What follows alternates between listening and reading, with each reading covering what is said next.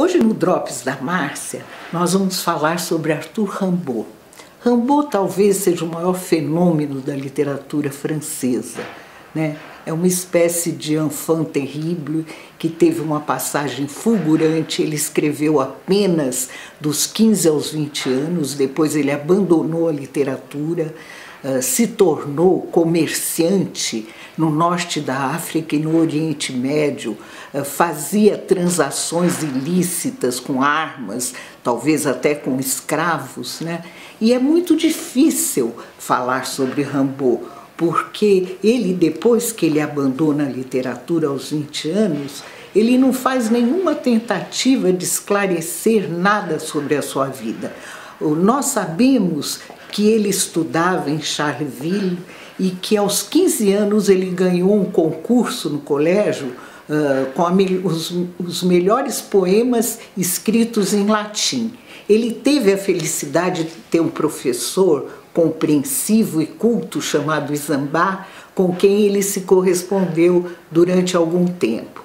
Mas ele era muito inquieto e ele vivia fugindo, talvez para dar uma resposta a algo que ele escreveu num poema chamado Juventude.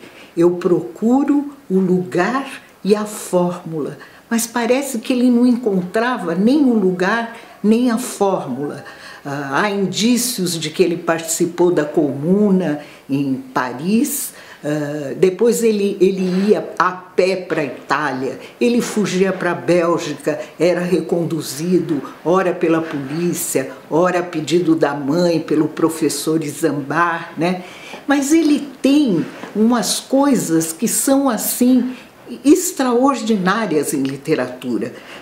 É uma prosa poética que até hoje desafia os tradutores.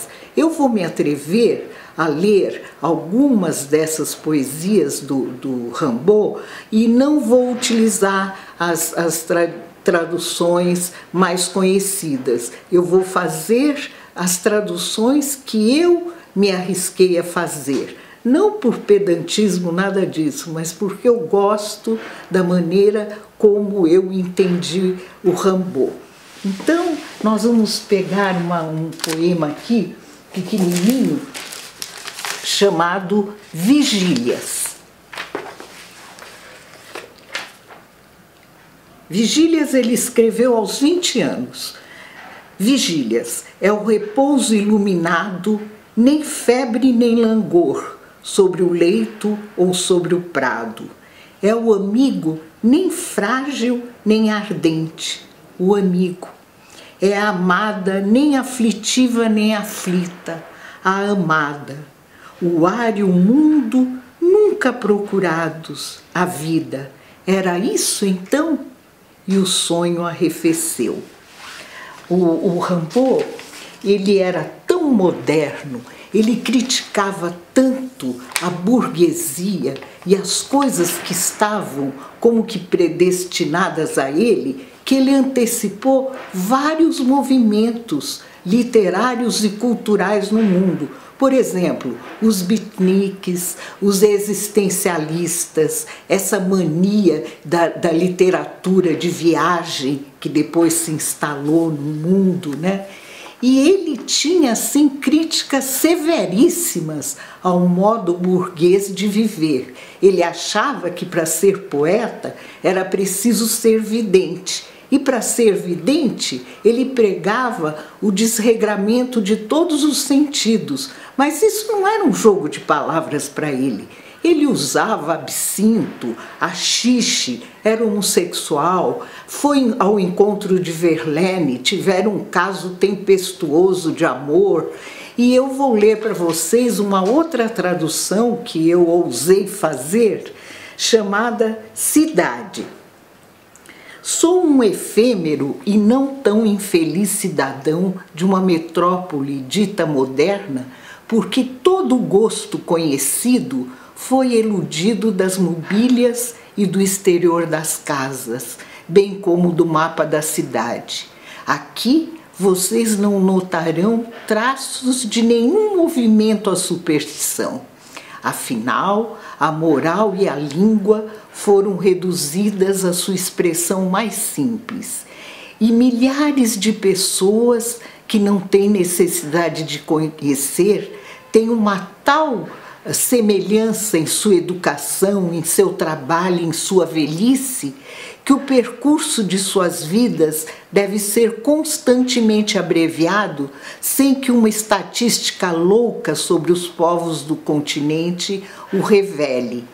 E assim como da minha janela eu vejo espectros novos girando em meio à espessa e eterna fumaça de carvão, nossa sombra dos bosques, nossa noite de verão, novas eríneas diante da minha cabana, que é a minha pátria, e todo o meu coração, já que tudo aqui se assemelha a ela, a morte sem lágrimas, nossa diligente filha e criada, um amor desesperado e um belo crime piando no lodo da rua. Ele tinha 20 anos quando ele fez esse poema. É muito estranho o Rimbaud, porque realmente ele fez um corte com a literatura. Nós não sabemos a que atribuir essa retirada dele para comércios ilícitos. Eu recomendo dele As Iluminuras ou Iluminações, Uma Estação no Inferno, E toda essa parte, existem livros com biografias sobre ele, E eu, para me preparar para esse Drops, eu vi ontem, baixei na internet, um filme muito bonito chamado Eclipse Total.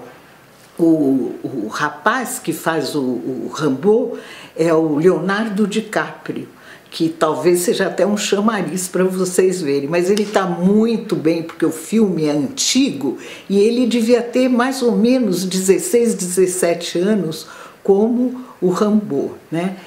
O Rimbaud atribuía cores às vogais, escreveu Le Bateau Ivre, que é um poema lindíssimo, E é difícil sintetizar uma obra de um poeta tão importante, que até hoje nos cativa e intriga, num programa de 5 ou 6 minutos. Mas eu espero que isso seja apenas uma isca para vocês saírem buscando e lendo as obras do Rimbaud, que foi muito mais corajoso e questionador do que qualquer jovem que nós conhecemos hoje em dia.